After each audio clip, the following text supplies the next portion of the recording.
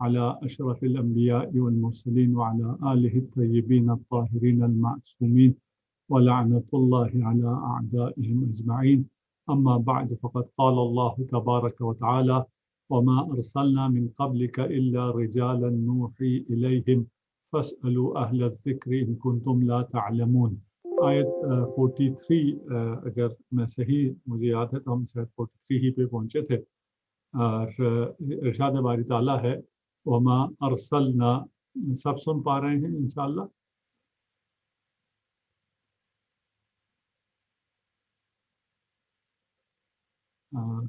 چلیں الحمدللہ. وما ارسلنا من قبلک الا رجالا، اور ہم نے آپ سے پہلے صرف مردان حق کو رسول بنا کر بھیجا ہے. وما ارسلنا، ہم نے نہیں بھیجا، من قبلک آپ سے پہلے، الا مگر، رجالا مردان حق کو، نوحی الیہم ہم ان کی طرف جن پر ہم وحی بھیجا کرتے تھے، نوحی الیہم جن پر ہم وحی بھیجا کرتے تھے. فاسألوا اہل الذکر، پس اہل ذکر سے سوال کرو، ان کنتم لا تعلمون اگر تم لوگ نہیں جانتے تو فاسألوا اہل الذکر، اہل ذکر سے سوال کرو. وما ارسلنا من قبلک الا رجالا نوحی الیہم بالبینات والزبر.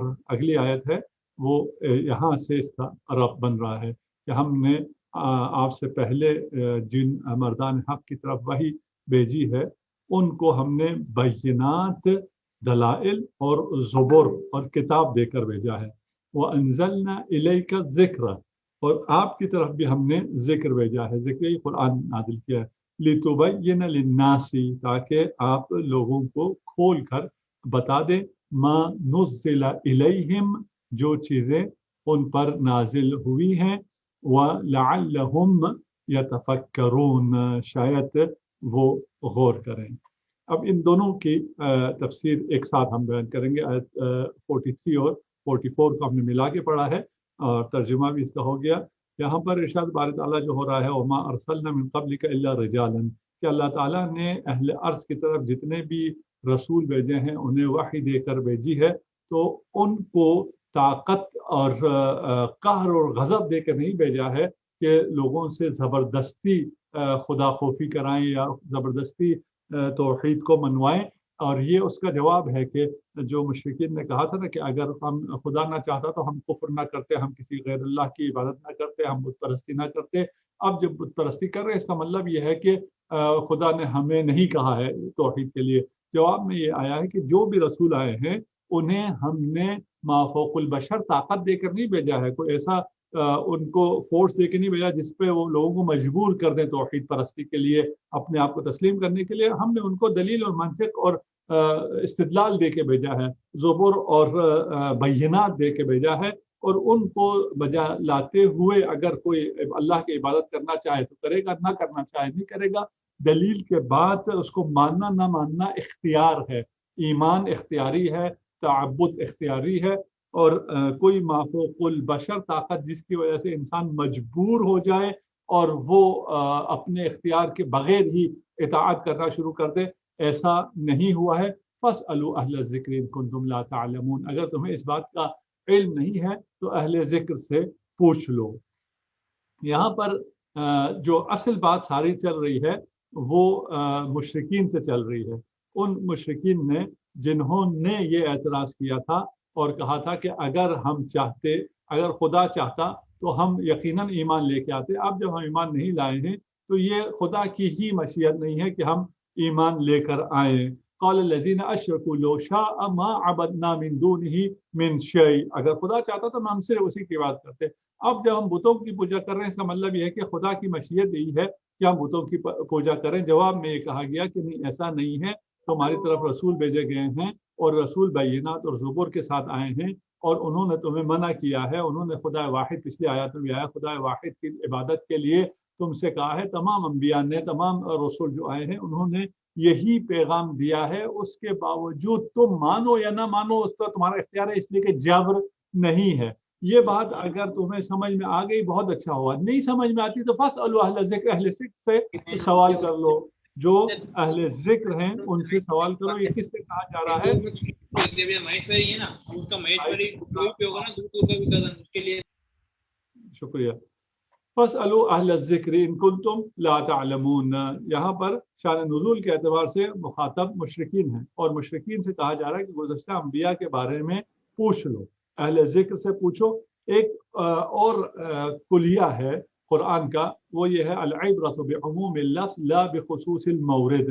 یعنی اس آیت کا مورد, اس کا شان نزول اور جس کانٹیکس میں یہ آیت آئی ہے وہ مشرکین کے بارے میں ہے کہ مشرکین جو ہیں وہ اہل ذکر سے پوچھ لیں. لیکن لفظ جو ہے اس مورد کو چھوڑ کر, شان نزول کو چھوڑ کے, جو خود لفظ ہے وہ عام ہے, یعنی ہر شخص کے لیے ہے. فاسألوا اہل الذکر ان کنتم لا تعلمون, ہر نہ جاننے والے کے لیے جاننے والے سے پوچھنے کا حکم ہے. ہر اس شخص, اگر ہم بھی ان کنتم لا تعلمون, لفظ ان کنتم لا تعلمون ہمیں شامل ہو رہا ہے, تو ہمارے لیے بھی یہی خطاب ہے کہ ہم بھی اہل ذکر سے سوال کریں. اگر یہاں تک یہ بات واضح ہو گئی ہو تو اس سے ہم ایک بات کا جواب دینا چاہتے ہیں. اس میں اب رہ گیا کہ اہل ذکر سے سوال لا تعلمون کے لیے, جن کا نہیں معلوم ہے مشرکین میں سے, وہ اہل ذکر سے اپنے علماء سے پوچھ لیں جن کو معلوم ہے کہ کتاب میں کیا ہے. وہ انہیں بتا دیں گے کہ رسالہ مآب صلی اللہ علیہ وآلہ وسلم آخری نبی ہیں, اگر وہ صحیح بتائیں تو. وہ بھی ان میں صحیح بتانے والے بھی تھے, صحیح نہیں بتانے والے بھی تھے. ہم اگر نہیں جانتے ہیں تو ہمیں بھی اہل ذکر سے سوال کرنا ہے. یہ آیت قرآن کی ہمارے لیے بھی ہے, ہماری اس میں خلاصی نہیں ہے. قرآن ایسا نہیں ہے کہ ان کے لیے آیا ہو جن سے بات کر رہا ہو, مثلا فرعون سے کچھ کہا خدا نے تو اس میں ہم سے بھی کچھ کہہ رہا ہے. صرف فرعون سے نہیں کہہ رہا, موسیٰ سے جو کہہ رہا ہے وہ بھی ہم سے کچھ کہہ رہا ہے. رسالہ مآب صلی اللہ علیہ وآلہ وسلم سے جو خطاب ہو رہا ہے وہاں بھی ہمیں درس مل رہا ہے, ہمیں پیغام مل رہا ہے. اس کا جو لفظ کا عموم ہمیں بھی شامل ہو رہا ہے, اگرچہ خطاب رسالہ مآب صلی اللہ علیہ وآلہ وسلم سے ہو, الا ان کے دلیل ہو کہ نہیں یہ حکم خاص ہے رسول خدا صلی اللہ علیہ وآلہ وسلم سے اور خصائص النبی میں سے, وہ ایک الگ مسئلہ ہے. والا لفظ میں ہم شامل ہوتے ہیں. اسی لیے رسالہ مآب صلی اللہ علیہ وآلہ وسلم سے روایت ہے لا ينبغي للعالم ان يسكت على علمه ولا ينبغي للجاهل ان يسكت على جهله وقد قال الله فاسألوا اهل الذكر ان كنتم لا تعلمون فينبغي للمؤمن ان يعرف عمله على هدى ام على ضلال. کہ رسالہ مآب نے فرمایا ہے کہ عالم بھی ساکت نہیں رہ سکتا, خاموش رہ سکتا, علی علم, اپنے علم کا اظہار کیے بغیر خاموش نہیں رہ سکتا. جاہل کے لیے بھی سزاوار نہیں ہے کہ وہ پوچھے بغیر خاموش رہے. عالم اپنے علم کا اظہار کرے, جاہل اپنے جہل کا اظہار کرے, یعنی سوال کر کے, دونوں خاموش نہیں رہ سکتے ہیں. فاسألوا اہل الذکر, رسالہ مآب صلی اللہ علیہ وآلہ وسلم اس روایت کے مطابق اس آیت سے استدلال کر رہے ہیں ہمارے لیے. ہم جاہلوں کے لیے کہہ رہے ہیں کہ تم خاموش نہ رہو, تم اپنے جہل کے بارے میں سوال کرو, جو تمہیں چیزیں پتہ نہیں ہے تم پوچھو. فَيَنبَغِي لِلْمُؤْمِنِ أَن يَعْرِفْ عَمَلَهُ, مومن کو کے لیے سزاوار ہے, مومن کو چاہیے کہ وہ جانے کہ اس کا عمل تو کر رہا ہے غریب, لیکن یہ عمل ہدایت پر ہے یا ضلالت پر ہے, اس کا آگاہی ضروری ہے. یہ آگاہی کہاں سے آئے گی؟ اہل علم سے سوال کرنے پر آئے گی. اب یہ اہل ذکر سے اہل علم کون ہیں جن سے سوال کا قرآن حکم دے رہا ہے, رسالہ صلی اللہ علیہ وآلہ وسلم حکم دے رہے ہیں. تو روایت معصومین میں ہے نحن اہل الذکر, ہم اہل ذکر ہے, ونحن المسئولون, اور جن سے پوچھا جائے گا, جن سے سوال کیا جاتا ہے وہ ہم ہیں, وہ عالم ہم ہیں جن سے سوال ہونا ہے. اس میں ایک انس سے اہل سنت منابع سے بھی روایت ہے سمعت رسول اللہ یقول ان الرجل لا يصلي ويصوم ويحج ويعتمر وانه لمنافق. ایک آدمی نماز بھی پڑھتا ہے, روزے بھی رکھتا ہے, حج بھی کرتا ہے, عمرہ بھی کرتا ہے, تمام واجبات کو انجام دیتا ہے, تمام محرمات سے بچتا ہے, اور وہ منافق ہے. قیل یا رسول اللہ بماذا دخل علیہ النفاق, یہ جب تمام اعمال انجام دے رہا ہے پھر بھی یہ کیسے منافق ہو گیا؟ قال یطعن علی امامہ وامامہ من قال اللہ تعالی فی کتابہ فاسألوا اہل الذکر ان کنتم لا تعلمون. جو اپنے وقت کے امام کی اطاعت نہیں کرتا ہے, وہ امام جس کے بارے میں قرآن نے کہا ہے فاسألوا اہل الذکر ان کنتم لا تعلمون, روح المعانی, در المنصور اور بھی شواہد تنزیل آپ دیکھ لیجئے, تفسیر البلاغ میں بھی, تفسیر الکوثر میں بھی ہے, اور اس کے علاوہ بھی آپ اس کو گوگل کر لیجئے. اہل سنت تمام بہت سے مصادر, تمام تو نہیں کہہ سکتا, بہت سے مصادر میں آپ کو یہ روایت ملے گی. اہل سنت انس کی روایت ہے کہ یہ اہل الذکر ہم سے مربوط ہے، امت رسول سے مربوط ہے، مسلمانوں سے بھی مربوط ہے، اگرچہ آیت کا مورد مشرکین تھا، لیکن رسالت مآب صلی اللہ علیہ وآلہ وسلم فرما رہے ہیں کہ تمام واجبات کو انجام دینے کے بعد، تمام محرمات سے بچنے کے بعد یہ شخص منافق ہوگا۔ کب منافق ہوگا؟ جب یہ اپنے امام پر اعتماد نہ کرتا ہو، اپنے امام سے تصحیح نہ لیتا ہو۔ کون سے امام؟ جس کے لیے فرمایا فَاسْأَلُوا أَهْلَ الذِّكْرِ۔ اب مسئلہ یہ آ جاتا ہے کہ اچھا جی یہ آیت تو اسٹیبلش ہو گئی کہ ہمیں اہل ذکر سے سوال کرنا ہے، وہ اہل ذکر ہیں کون؟ وہ کون اہل ذکر ہیں؟ آج اگر پوچھا جائے کون اہل ذکر ہیں جس سے ہم نے سوال کرنا ہے، کون اہل ذکر ہے جس سے ہمیں پتہ چلنا ہے کہ ہمارا یہ عمل ہدایت پر ہے یا ضلالت پر ہے؟ کیونکہ اس کا جن لوگوں کے پاس جواب نہیں ہے کہ وہ اہل ذکر کون ہیں، کسی بھی زمانے میں کون تھے، رسالت مآب کے زمانے میں کون تھے، اس کے بعد والے زمانے میں کون تھے، ہمارے زمانے میں وہ اہل ذکر کون ہیں جن سے سوال کرنے کا قرآن حکم دے رہا ہے، جب اس کا علم ان کے پاس نہیں ہے، یعنی جواب نہیں ہے، علم تو ہے یا بتانا نہیں چاہتے ہیں، وہ جب وہ بتانا نہیں چاہتے اور نہیں ہے تو وہ اس کو پھر اس رائے میں لے کے آتے ہیں یہ ہمارے لیے ہے ہی نہیں، یہ مشرکین کے لیے ہے، مشرکین کو اہل ذکر سے سوال کرنا تھا، ہمیں اہل ذکر سے سوال نہیں کرنا ہے۔ اگر آف کر لیں، شکریہ۔ فَاسْأَلُوا أَهْلَ الذِّكْرِ، کتنے خوش نصیب ہیں آپ جنہیں قرآن کی رہنمائی حاصل ہوتی ہے، جنہیں قرآن جو کہتا ہے اس کا مصداق آپ کو ملتا ہے، اور آپ کو مصداق رسالت مآب کی حدیث سے ملتا ہے، رسالت مآب کی رہنمائی سے ملتا ہے۔ مائک بار بار آن ہو رہا ہے، اگر جی ایڈمن اگر صاحب کی آف کر سکتے ہیں مائک تو آف کر لیجیے۔ سوری آگا وہ کوئی بار بار اپنا کھول دیتا ہے، میں ابھی کیا ہے واپس میں، سوری۔ چلیں ہو جاتا ہے، کوئی نہیں، ٹھیک، خدا جزائے خیر دے آپ کو۔ فَاسْأَلُوا أَهْلَ الذِّكْرِ، خدا ہمیں اہل ذکر سے سوال کرنے کی توفیق عنایت فرمائے۔ اہل ذکر ہمارے سارے سوالوں کے جواب دے چکے ہیں۔ کوئی یہ پوچھ سکتا ہے نا کہ بھئی آج اگر آپ لوگوں کے پاس اہل ذکر ہے تو وہ کون ہے، کہاں ہے، اس کا نمبر آپ کے پاس کہاں ہے؟ وہ اہل ذکر ہمیں ہر چیز کا جواب دے چکے ہیں، ہر چیز کا جواب ہمارے پاس موجود ہے۔ اب اہل ذکر سے مراجعہ کا مطلب یہ ہے کہ اب ان احادیث کو دیکھو جو رسالت مآب صلی اللہ علیہ وآلہ وسلم سے اور ان کی آل سے صحیح سند کے ساتھ ہماری کتابوں میں موجود ہے، ہمیں ان کو پڑھنا آنا چاہیے، یا جن کو وہ پڑھنا آتا ہے ان سے ہم پوچھیں کہ بھئی اہل ذکر نے کیا کہا ہے، ہمارا عمل صحیح ہے یا ہمارا عمل صحیح نہیں ہے۔ خدا کرے انشاءاللہ ہم ان لوگوں میں سے ہوں جنہیں اہل ذکر کی معرفت حاصل ہے، اور جو اہل ذکر سے سوال کرتے ہیں اور جو اپنے عمل کو پرکھتے ہیں اس میزان پر جو کہ علی ابن ابی طالب ہے۔ ہمارا عمل صحیح ہے یا نہیں ہے، قیامت کے دن جو میزان ہے وہ علی ابن ابی طالب ہیں۔ جو صراط ہے، صراط مستقیم، وہ بھی علی ابن ابی طالب ہے۔ اب یہ کیسے ہے، اس کا بیان ہے ہمارے پاس، یہ نہیں کہ اس کا بیان نہیں ہے، لفاظی نہیں ہے، یہ اس کا تمام علمی بیان ہے، مستند بیان ہے، احادیث کی روشنی میں بیان ہے۔ ابھی اس کا وقت نہیں ہے، ہماری دعا ہے انشاءاللہ ہم صراط مستقیم پر ہوں، ہمارا میزان پہ ہمارا تمام اعمال صحیح ہوں، اس کا صحیح وزن ہو۔ افا من الذین مکروا السیئات، کیا وہ لوگ جو بدترین مکاریاں کرتے ہیں انہیں اس بات سے خوف نہیں ہے، یعنی ان کو اس بات سے امن ہے، افامنا، یعنی وہ اپنے آپ کو مأمون سمجھتے ہیں، امن میں سمجھتے ہیں، یعنی اس کو خوف نہیں ہے، ان یخسف اللہ بہم الارض، کہ اللہ انہیں زمین میں دھسا دے، او یأتیہم العذاب، یا ان کے اوپر عذاب آ جائے، کہاں سے؟ من حیث لا یشعرون، ایسی جگہ سے عذاب آ جائے جہاں سے ان کو خبر ہی نہ ہو۔ یہ اب آپ کو ڈرایا جا رہا ہے نا، وہ جو کہ ہم الحمدللہ ان میں نہیں ہیں، لیکن ہم سے مراد انسان ہے نا، آج کل جو انسان ہیں اور جو یہ مکاریاں کر رہے ہیں، اور اہل ذکر کو جو صحیح بیان نہیں کر رہے، وہ بھی یہ مکر ہے۔ اہل ذکر کا صحیح بیان نہ کرنا مکر ہے، قرآن کا صحیح بیان نہ کرنا مکر ہے۔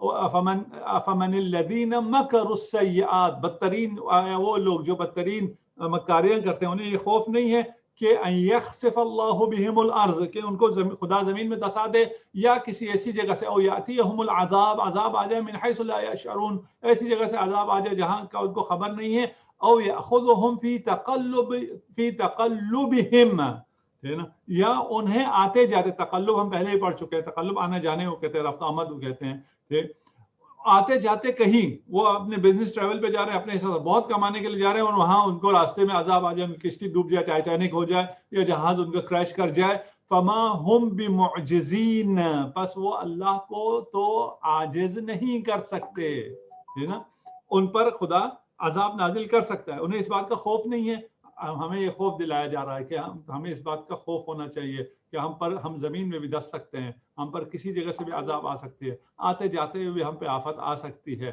ہمیں یہ معلوم ہے ہم خدا کو عاجز نہیں کر سکتے، ہمیں خدا ہی کی پناہ میں جانا ہوگا ان تمام چیزوں سے بچنے کے لیے، او یاخذہم علی تخوف، یا انہیں خوف میں رکھ کر گرفت میں لے لیا جائے، یہ شاید آج کل ہمیں زیادہ سمجھ میں آئے، ہم کورونا کے ابھی خوف میں ہیں، ہم پر نہ عذاب نازل ہوا ہے، نہ ہم راستے میں چلتے ہوئے ہماری زمین دھس گئی ہے، نہ ہی کوئی بجلی نے آ کے ہمیں گیر لیا، کچھ بھی نہیں ہوا ہے، ابھی میں بالکل صحیح ہوں، سالم ہوں، کوئی مجھے مسئلہ نہیں ہے، ظاہراً کچھ بھی نہیں ہے، لیکن میں خوف میں ہوں اس وائرس کی وجہ سے، او یاخذہم علی التخوف، یا انہیں خوف میں گیر کر رکھ کر گرفت میں لیا جائے، فَإِنَّ رَبَّكُمْ لَرَؤُوفٌ رَحِيمٌ، اللہ اکبر، دیکھیں یہ تمام عذاب کی باتیں کرنے کے بعد پہلے کیا کہا ہے کہ زمین میں دس نہ جائے، یا عذاب کہیں اور سے آ نہ جائے، آتے جاتے میں ان پر کوئی عذاب نہ ہو جائے، یا انہیں خوف میں گھیر کر ان کو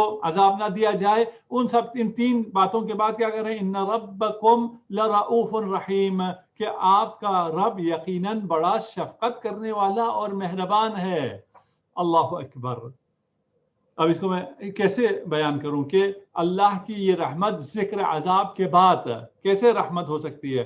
ذکر عذاب کے بعد یہ ہے کہ آپ اول تو مجرمین کے لیے ہے کہ ان کے لیے تو اس سے بہت زیادہ عذاب ہونا چاہیے تھا، یہ بہت خفیف عذاب ہے، اور یہ خفیف عذاب بھی وارننگ کے بعد ہے، آپ کو وارن کیا جا رہا ہے کہ ایسا نہ کرو نہیں تو عذاب آئے گا، وارننگ خود رحمت ہے، اگر کسی نے آپ کو عذاب دینا ہو تو وہ آپ کو وارن نہیں کرتا، آپ جب مثلا موٹر وے پہ جا رہے ہیں آپ کو پہلے اگر وارن کر دیا جائے آگے کیمرہ ہے تو یہ رحمت ہے کہ آپ کو بتا رہے ہیں بھائی آپ کی سپیڈ اگر زیادہ ہے 150 پہ جا رہے ہیں آگے کیمرہ ہے، کم کر لو، کم کرو کہ آپ کو ٹکٹ نہیں لگے گا، آپ یہ رحمت ہے، ٹھیک ہے، اس کے بعد بھی اگر آپ نے اپنی سپیڈ کم نہیں کی اور آپ کو اگر جرمانہ لگ گیا تو آپ کہیں یہ کیا رحمت ہوئی جی، یہ رحمت خداوندی ہے کہ آپ کو وارن کیا جا رہا ہے، وارن کرنے کے بعد آپ کو عذاب کم دیا جا رہا ہے، اور پھر اس کے سب سے بڑھ کر یہ ہے کہ آپ کے اپنے اعمال کے لحاظ سے انسانوں کی میں بات کر رہا ہوں، پتہ نہیں اس پہ کیا کیا عذاب آنا چاہیے تھا، اس پہ عذاب نہیں آ رہا ہے، کیوں نہیں آ رہا؟ آپ کے اعمال کے مطابق آنا چاہیے تھا، اس لیے کہ خدا فَإِنَّ رَبَّكُمْ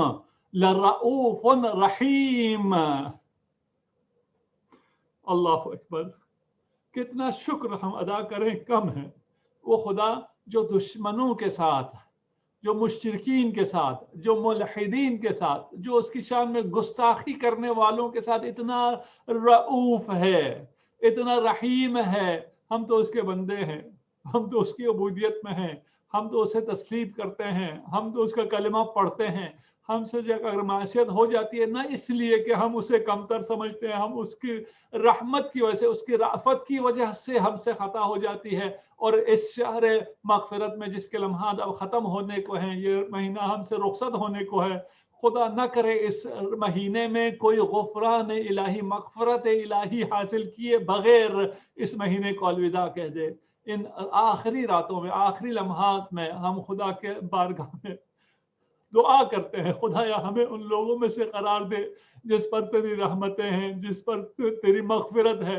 ہمیں اپنی مغفرت میں شامل حال فرما، ہمیں آتش جہنم سے نجات عنایت فرما۔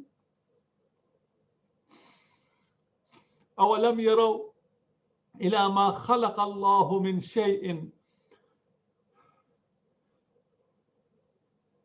يتفيأ ظلاله عن اليمين والشمائل سجدا للہ وهم داخرون، کیا انہوں نے اللہ کی مخلوقات میں ایسی چیز نہیں دیکھی؟ اولم یرو، کیا انہوں نے نہیں دیکھی؟ الی ما خلق اللہ، جنہوں نے जिन चीज़ों को अल्लाह ने खल्क किया, यानी मखलूक़ात खुदा, मिन शैइन, ऐसी चीज़, यतफ़य्यउ, के जिस यतफ़य्यउ ज़िलालुहु, जो अपने सायों को समेटता है, फ़ै समेटने के लिए, लौटने के माने में, जो अपने साये को समेटता है, अनिल यमीनी व शमाइल, जो दाएं और बाएं जानिब से अपने सायों को समेटता है, सुज्जदन लिल्लाहि व हुम दाखिरीन, आजिज होकर अल्लाह के सामने सजदा करते हुए उनके साये झुकते हैं। फिर हमने कहा अच्छी हालत की तरफ आने को कहते हैं। इस फाउज़िल यानी साया लौट कर आने को कहते हैं। और फे माल गनीमत को भी इसलिए कहते हैं कि वो बहुत आसानी से हमें हासिल हो जाता है। अब यहाँ पर इरशाद ये फरमाया जा रहा है कि ये ज़िलाल साये जो हैं वो समट कर अपने दाखिरीन, आजिज़ी के साथ, इनकिसारी के साथ सजदा करते हैं। और हमने सूरह राद में भी ये आयत पढ़ी थी, अगर आपको याद हो, वहाँ हमने बहस किया था कि ये जो साया है वो तो वजूद ही नहीं है, वो तो आदम का नाम है, और रोशनी न होने से साया होता है। क्योंकि रोशनी न होने से साया होता है, इसलिए इसको ये कहना कि खुदा ने साया को खल्क किया या साया सजदा करता है जो कि आदम है, उसका जवाब यह है कि खुदा ने क्योंकि गैर शफाफ जिस्म को खल्क किया है जिससे रोशनी क्रॉस नहीं हो सकती, उसकी वजह से साया बना है, तो इस साये को भी खुदा ने खल्क किया है। और ये साया क्योंकि ज़मीन पे बिछा हुआ होता है और जब मगरिब के वक्त ये समेटना शुरू हो जाता है, उसको सजदे से ताबीर की है। वलिल्लाहि यस्जुदु मा फिस समावाति व मा फिल अर्ज़ि मिन दाब्बतिन वल मलाइकतु व हुम ला यस्तकबिरून। हाँ, अगर सजदा कर लें, या ये सजदा है।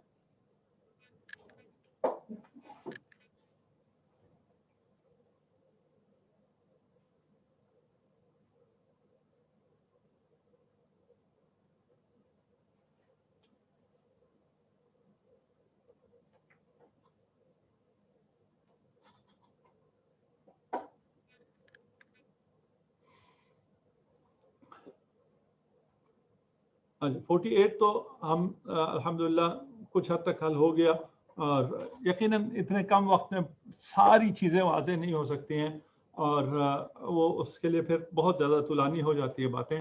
और लेकिन अपने आप को इंसान बनाने के लिए, साजिद बनाने के लिए, अल्लाह के बारगाह में सजदा रेज़ होने के लिए बहुत ज़्यादा हैं। ये इतना अगर हम थोड़ा थोड़ा करके कुरान से वो मुतमस्सिक रहें, आसमानों और ज़मीन में हर मुतहर्रिक मखलूक और फरिश्ते सब अल्लाह के लिए सजदा करते हैं। वो तकब्बुर नहीं करते। शैतान ने सिर्फ तकब्बुर किया है। अब तुम्हारा इख्तियार है, तुम आसमानी मखलूक़ात के साथ हो जाओ और खुदा को सजदा करो, या शैतान के साथ हो जाओ और खुदा को सजदा ना करो। वहाँ शैतान ने जो सजदा नहीं किया था वो आदम को सजदा नहीं किया था, और हम जो बेनमाजी लोग सजदा नहीं करते वो खुदा को सजदा नहीं करते। इसका तकब्बुर देखें कितना ज़्यादा है। शैतान हरगिज़ ये तकब्बुर उसमें नहीं था कि वो खुदा को सजदा ना करे। शैतान ने आदम को सजदा बेअम्र खुदा आदम को सजदा करने से इनकार किया था। ये बेनमाजी खुदा को सजदा करने से इनकार करता है। ये कितना बड़ा मुतकब्बिर है, कितना बड़ी इसकी सज़ा होगी और कितना ज़्यादा इसको रुसवा किया जाएगा क़यामत के दिन जो बेनमाजी है। अभी आप फितरा भी निकालेंगे, फितराना भी आप लोग उसको कहते हैं, और ये जो फितरा आप निकालते हैं इसके लिए हुक्म ये है कि जो बेनमाजी है उसे ये नहीं दिया जा सकता है। बेनमाजी पर आपको भी रहम खाने के लिए नहीं कहा गया है। आपको इस बात की इजाज़त नहीं है कि आप उस पर आपका दिल जले। जो अल्लाह की बारगाह में सर नहीं झुकाता है, जो अल्लाह के सामने तकब्बुर करता है, उस पर आपका दिल नहीं जलना चाहिए। उसका नाम मुसलमान ही क्यों ना हो, अली, मोहम्मद, हसन, हुसैन, फातिमा ही उसका नाम क्यों ना हो, अगर वो बेनमाजी है उसकी मदद नहीं होनी चाहिए, उसे फितरा नहीं दिया जा सकता है। आप फितरा देते हुए اس بات کا جہاں آپ خیال رکھتے ہیں کہ یہ مریض وہ ہے، فقیر ہے، محتاج ہے، اس بات کو بھی دیکھیں کہ یہ نمازی ہے یا نہیں ہے، خدا کے سامنے یہ سجدہ ریز ہوتا ہے یا نہیں ہوتا ہے. یخافون من ربہم من فوقہم ویفعلون ما یؤمرون، وہ اپنے رب سے جو ان پر بالادستی رکھتے ہیں ڈرتے ہیں اور انہیں جو حکم دیا جاتا ہے اس کی تعمیل کرتے ہیں. اچھا، اس آیت میں جو اوپر آیت ہے اس میں تھوڑا سا میں عرض کر دوں کہ ما فی السماوات والارض من دابہ والملائکہ کہا ہے کہ آسمانوں میں ملائکہ کے علاوہ بھی حرکت کرنے والے مخلوق ہیں. اس آیت سے ہمیں یہ بات سمجھ میں آتی ہے، اس بات کا اشارہ ملتا ہے کہ آسمانوں میں اور بھی ملائکہ تو ہیں ہی ہیں اور جنات تو ہیں، ان کے علاوہ بھی اور مخلوقات ہیں جنہیں آپ ایلینز کہتے ہیں، اور مخلوقات ہیں. ابھی ہمارا ان سے کب رابطہ ہوتا ہے، کیا ہوتا ہے، یہ تو بعد میں آنے والا زمانہ بتائے گا. بہرحال قرآن کی تصریح یہاں پر موجود ہے. اس کے بعد یہ جو یخافون ربہم من فوقہم، اللہ سے وہ ڈرتے ہیں اپنے اوپر سے. اس سے وہ یہ بات لیتے ہیں کہ اللہ جو ہے ہمارے اوپر ہے. جو ہمارے اہل سنت اسکالرز ہیں، علماء ہیں، وہ ان میں سے مخصوصاً کچھ جو طبقہ ہے سلفیز کا، ان کا یہ ہے کہ ہمیں قرآن کے ظاہر کے مطابق عمل کرنا ہے اور ہم جو ظاہر قرآن ہے صرف اس پہ لیں گے. قرآن کی کوئی تعویل وغیرہ جائز نہیں ہے. اور ظاہر قرآن یہ ہے کہ یخافون ربہم من فوقہم، اوپر خدا اوپر ہے اور اوپر سے ہم خدا سے ڈرتے ہیں. یہ ان کا ترجمہ ہے. ہمارا ترجمہ کیا ہے؟ وہ اپنے رب سے جو ان پر بالادستی رکھتا ہے. من فوقہم یعنی خدا کی بالادستی ہے. بالادستی بھی لفظ کو سمجھیے گا، اس میں دست ہاتھ نہیں ہے، ٹھیک ہے نا. جو ہم پر سپیریئر ہے. وَيَفْعَلُونَ مَا يُؤْمَرُونَ، اور وہ خدا سے کیونکہ خوف رکھتے ہیں، خدا جو حکم دیتا ہے اس پر وہ عمل کرتے ہیں. اگر ہم خدا کو بالادست مانیں، ابھی ہم نے توحید پر 5 مجلسیں پڑھی ہیں، اگر آپ کو وہ سننے کا اتفاق ہوا ہو، وہاں ان میں سے کچھ چیزوں کو وہاں ہم نے ڈسکس کیا ہے، یہاں پہ ہم نہیں کر سکتے. تفسیر الکوثر کے مقدمے میں بھی اس کو ڈسکس کیا گیا ہے، وہاں بھی آپ پڑھ لیجئے. ہمارا ویسی ایمان یہ ہے کہ ہم یہ نہیں کہہ سکتے ہیں کہ اللہ اوپر ہے، آسمانوں میں ہے. اگر آپ اللہ کی طرف اشارہ کریں گے، من اشارہ الیہ فقط حدہ، جس نے اشارہ کیا اس نے خدا کو محدود کیا. اور من حدہ فقط جہلہ، جس نے خدا کو محدود کر دیا وہ خدا کا علم اس کو نہیں ہوا، وہ جاہل ہو گیا. تو خدا کا علم ہمیں اہل بیت سے مل سکتا ہے. اور اگر اس کو سمجھنا چاہتے ہیں تو ان مجلسوں کو سن لیجئے، وہ انشاءاللہ یوٹیوب پر پڑی ہوئی ہے. وقال، ٹائم ہمارا آ گیا ہے، اب آپ کوشچن کر سکتے ہیں، کیونکہ کل بھی ہم نے کوشچن نہیں لیے تھے. آج البتہ ہم تھوڑا لیٹ بھی آئے 10 منٹ، لیکن کیونکہ 40 ہو گئے ہیں اور 45 پہ ہم نے یہ آئی ڈی دینی ہوتی ہے نیکسٹ کلاس کو. جی بسم اللہ. بسم اللہ.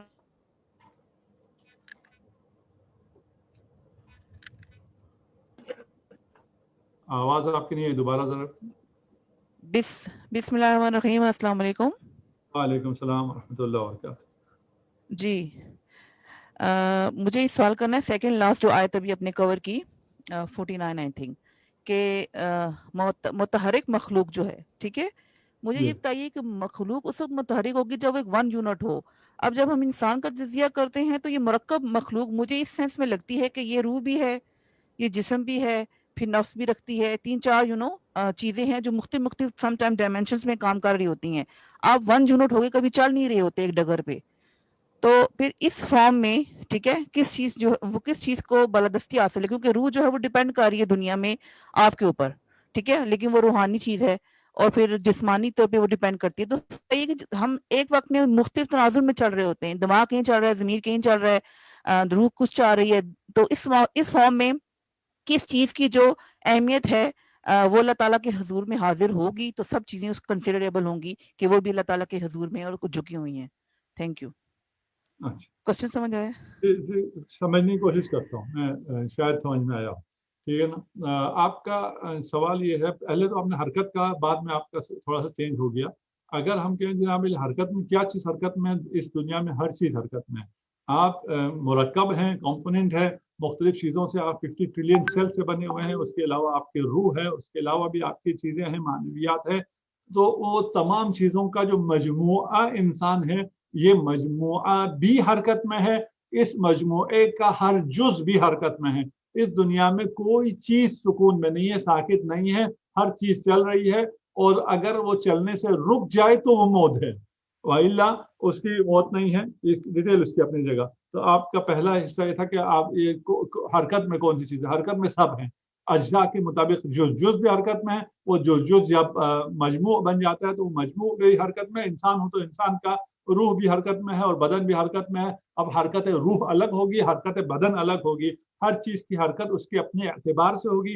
آپ کی حرکت مجموع جسمی حوالے سے حرکت جب ہم کہتے ہیں تو ایک جگہ سے دوسری جگہ جانے کو کہتے ہیں. اگر آپ کے اجزاء کی سیلز کی حرکت کرتے ہیں تو اس کے اپنے اندر جو ساری حرکتیں اور وہ ہے موشنز ہیں ان کو آپ حرکت کہتے ہیں. یہ رہ گیا حرکت مرکب ہونے سے حرکت کا کوئی فرق نہیں پڑتا ہے.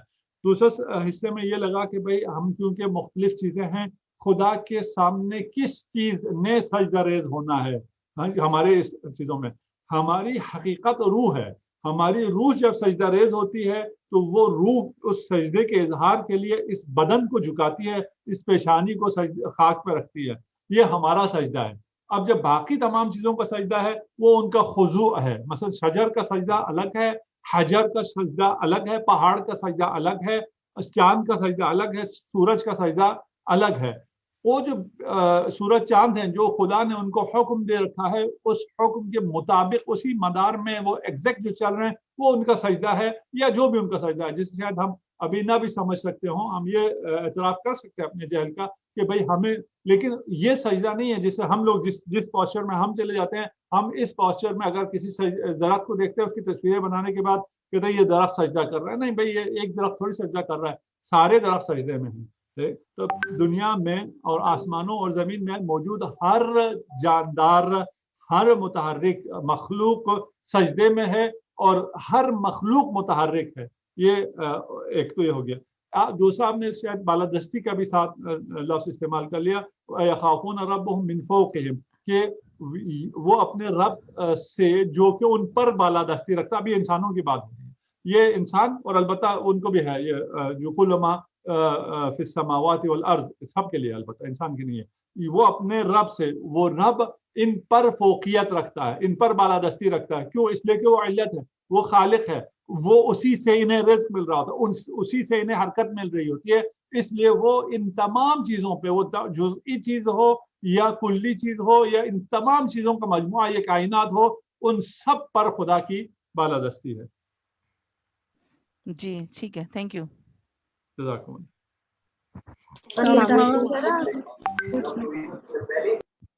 السلام علیکم آغا صاحب. وعلیکم السلام ورحمۃ اللہ. آغا صاحب مجھے پوچھنا تھا، ابھی ہم نے یہ آیت پڑھی 44 45 اور 46 میں جو 3 طرح کے عذاب کا ذکر ہے، تو خدا نخواستہ زلزلہ آ جائے یا کسی کا خدا نخواستہ جہاز کریش ہو جائے، یا یہ ابھی کرونا آئی ہوئی ہے وبا، تو ہم سب کو یہ اللہ کے عذاب کی ہی ایک قسم سمجھیں. اور یا ایک میں نے حدیث پڑھی تھی کہ وہ کوئی مصیبت جو تمہیں اللہ سے دور کر دے تو تم سمجھو کہ وہ عذاب ہے، اور اگر وہ مصیبت کوئی تمہیں اللہ سے قریب کر دے، عبادتوں میں تم زیادہ مصروف ہو جاؤ، تو سمجھو کہ وہ تمہاری آزمائش ہے. تو ابھی کرونا کے دور میں تو سارے پچھلے سال تو ہر جگہ، ہر مسجد اہل سنت کی ہو، ہمارے اہل تشیع میں جو تھی باجماعت زیارت عاشورہ پڑھی جا رہی تھی، اہل سنت میں اذان دی جا رہی تھی ایک مخصوص وقت پہ. تو یہ سب جو تھی، کیا ہم اس کو مطلب کیا سمجھیں، یہ جو اس طرح سے ہو جاتا ہے کہ زلزلے آ جاتے ہیں، خدا نخواستہ جہاز کریش ہو جاتے ہیں، یا ٹرین میں جا رہے ہیں لوگ کوئی حادثہ ہو گیا، تو یہ سب اللہ کے عذاب کی اقسام؟ جی، اس میں شک نہیں ہے کہ اللہ کی طرف سے آزمائش ہے، بلا ہے نا، ابتلا ہے. ابتلا ہم لوگ بلا کی نسبت آزمائش کو زیادہ ہم اردو میں سمجھتے ہیں، عربی میں ایک چیز ہے. یہ سب خدا کی طرف سے آزمائش ہے اپنے بندوں کی. اب یہ جو آزمائش ہے، یہ ایک ہی آزمائش، جیسے کرونا ہے آج کل، یہی کرونا ایک کے لیے عذاب ہوگا، دوسرے کے لیے آزمائش ہوگی، تیسرے کے لیے نعمت ہوگی، چوتھے کے لیے درجہ ہوگی.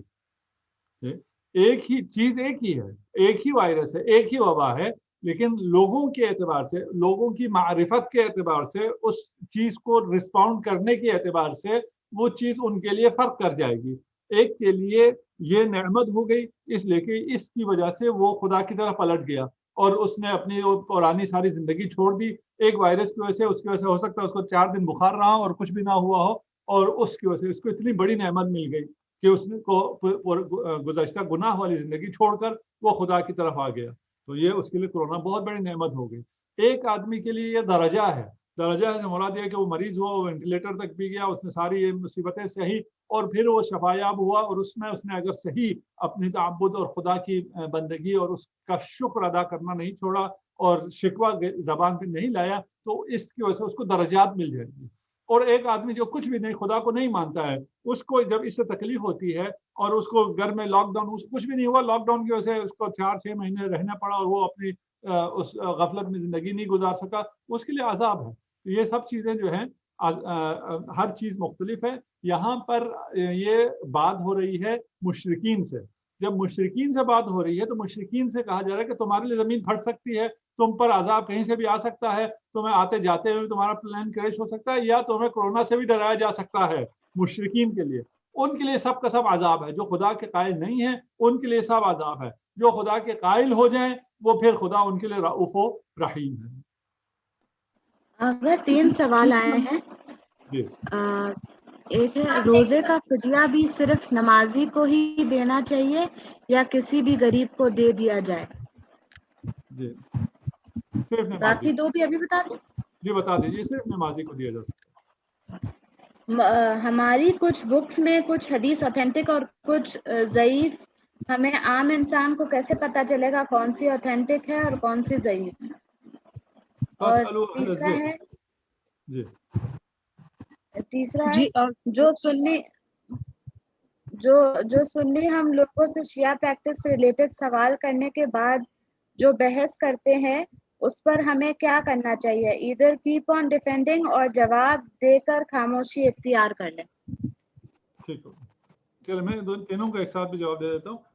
فدیہ اور تمام وہ چیزیں جو خدا نے آپ پہ واجب کی ہوئی ہیں, اور اس میں آپ کا زکوٰۃ ہے, آپ کا خمس ہے, آپ کے کفارات ہیں, آپ کے فدیہ ہے, یہ ساری کی ساری چیزیں غیر نمازی کو نہیں دی جا سکتی. اور غیر نمازی کو اگر آپ دیں گے, سہم سادات ہے, وہ سید ہے, سب کچھ ہے, نمازی نہیں ہے, آپ اسے سہم سادات بھی نہیں دے سکتے ہیں. یہ تمام چیزیں اس کو نہیں دی جا سکتی جس کے تعلقات خدا سے ٹھیک نہیں ہیں, یعنی جو خدا کے سامنے تکبر کرتا ہے اس کے لیے یہ چیزیں نہیں ہیں. یہ سب کا جواب آ گیا نمازی کے اعتبار سے. اور حدیث کے لیے ہم کیا کریں؟ فاسألوا اہل الذکر ان کنتم لا تعلمون. آپ نے یہ کہا ہمیں نہیں پتا یہ روایت صحیح ہے صحیح نہیں ہے, اس سے پوچھو جس کو معلوم ہے. جس کو معلوم نہیں ہے, اور آج کل روایات اور یہ چیزیں سوشل میڈیا پہ کافی چل رہی ہیں, اور روزے کی حالت میں اگر آپ نے کسی روایت کو جس کو آپ کو پتہ نہیں ہے اور نسبت دے دی, قال صادق علیہ الصلوۃ والسلام کہہ دیا, یا قال رسول اللہ صلی اللہ علیہ وآلہ وسلم کہہ دیا, اور وہ صحیح نہ ہو اور آپ نے جھوٹ باندھا ہو, آپ کا روزہ باطل ہو جاتا ہے. تو روزوں میں تو اور زیادہ احتیاط کیجیے. اگر آپ کو پھر بھی نقل کرنا ہو اور آپ کو اطمینان نہ ہو اور آپ کو بتانا ہو کہ ایسی چیز ہے, تو رویہ کہیں, روایت ہے کہیں, نہیں کہیں قالا کہنا جھوٹ باندھنا ہے.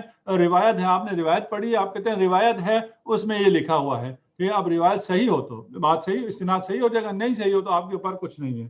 اور تیسرا سوال آپ کا یہ ہے کہ اگر وہ ایسا ہو جاتا ہے سنی شیعہ ہو یا کسی اور سیکٹ میں, تو ہمیں کیا کرنا چاہیے؟ اس میں بات تو یہ ہے, سب سے پہلے جو بات یہ ہے کہ کوئی ایسا مناظرہ جس کی وجہ سے نفرتیں پھیلتی ہوں, دوریاں پھیلتی ہوں, یہ صحیح نہیں ہے, یہ اسلام کو نقصان پہنچاتی ہیں. سنی شیعہ بعد میں آتا ہے, پہلے اسلام آتا ہے, توحید آتا ہے, اور رسالت مآب صلی اللہ علیہ وآلہ وسلم کی ذات آتی ہے جس کے ہم سب امتی ہیں, اور سب کو متحد ہو کر یکجان ہو کے رہنا چاہیے. افتراق پھیلانے والا جو ہے وہ مسلمان نہیں ہے, وہ مسلمانوں کے نفع میں نہیں ہے. سب سے پہلی بات تو یہ ہے کہ کوئی ایسا مباحثہ جس کی وجہ سے افتراق پھیلتا ہو وہ نہیں کرنا چاہیے. لیکن اس کا مطلب یہ ہرگز نہیں ہے کہ ہم اپنے موقف کا اظہار نہ کریں, یا جو چیز مجھے صحیح لگتی ہے وہ میں بیان نہ کروں. میں خود اپنا پرسنل بتاتا ہوں کہ پرسنلی مجھے بالکل بھی یہ شیعہ سنی اور اس اختلافی باتوں کو کرنے کا کوئی نہ شوق ہے نہ میرا ذوق ہے. لیکن میرا مسئلہ صرف یہ آ جاتا ہے کہ ایک چیز یہ ہدایت ہے میرے حساب سے، ہو سکتا ہے جو میرے سننے والے کے حساب سے ہدایت نہ ہو تو وہ نہ لے، اس کا تو ہمیں نہیں. میرے حساب سے جو ہدایت ہے وہ مجھ پر فرض ہے کہ میں پہنچاؤں اور اچھے پیرائے میں پہنچاؤں، اچھے الفاظ میں پہنچاؤں، کسی ایسے الفاظ میں نہ پہنچاؤں جس سے دوسرے کی دل آزاری ہوتی ہو اور وہ مجروح ہوتا ہو اس کے احساسات. اگر اس طرح میں اس بات کو پہنچاتا ہوں تو وہ پھر میں غلط کر رہا ہوں. ہو سکتا ہے یہ غلطیاں مجھ سے بھی ہو جاتی ہوں، خدا معاف کرنے والا ہے. اور تیسرا یہ کہ آپ جب بحث کرتے ہیں تو آپ کو اگر اس بات پر کمانڈ حاصل ہے تو بحث کریں، اگر کمانڈ حاصل نہیں ہے تو آپ بحث نہ کریں. ابھی یہ بہت سے علماء رمضان میں اس پہ آ جاتے ہیں، سوشل میڈیا کیا ہے مین اسٹریم میڈیا پہ بھی آتے ہیں اور وہاں پر یہ ابحاث کرتے ہیں، اور وہ اینکر وہاں مزے لینے کے لیے اپنی ریٹنگ بڑھانے کے لیے ان کو آپس میں لڑا بھی دیتے ہیں اور پھر یہ آپس میں بحث بھی کرتے ہیں. اولاً یہ اصل عمل صحیح نہیں، یہ نہیں ہونا چاہیے، تفرقہ نہیں ہونا چاہیے. ثانیاً جب ہو جائے تو پھر آپ کو صحیح موقف بیان کرنا چاہیے، اور اگر آپ کو صحیح موقف نہیں آتا تو آپ کو کہنا چاہیے مجھے اس بات کا، میرے مکتب کے پاس جواب ہے، میرے پاس اس کا علم نہیں ہے. خاموشی کوئی مسئلہ نہیں ہے، آپ کے خاموش ہونے سے مسئلہ نہیں ہوتا. لیکن اگر آپ کے پاس جواب ہے تو آپ کو اس کا صحیح جواب، مسکت جواب دینا ضروری ہے، لازم ہے. اس سال علامہ امین شہیدی نے اچھا وہ دفاع کیا ہے مکتب تشیع کا. البتہ وہاں پر بھی پھر بہت سے موقع نہیں دیے جاتے، بہت سی چیزیں نہیں بولنے دی جاتی ہیں. ان تمام میں بہرحال انہوں نے، کیونکہ ایک پچھلے سالوں میں سوالات وہی گھسے پٹے، بہت پرانے، بہت بےہودہ، بہت ہی نیچ قسم کی حرکتیں ہیں یہ جو سوالات کیے جاتے ہیں اور ان سے اختلافات پھیلانے کی کوشش کی جاتی ہے.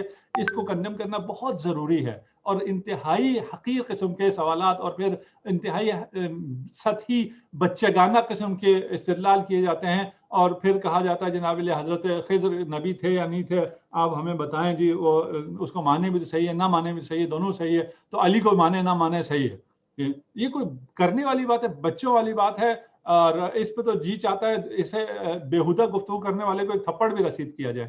اگر اس کو مانا جائے تو پھر ابوبکر کو مانو نہ مانو کیا فرق پڑتا ہے؟ کہہ دو نا کہ بھئی ابوبکر کو مانو نہ مانو، عمر کو مانو نہ مانو، کوئی فرق نہیں پڑتا. تو آپ کو اتنی زیادہ حساسیت کیوں ہو جاتی ہے پھر؟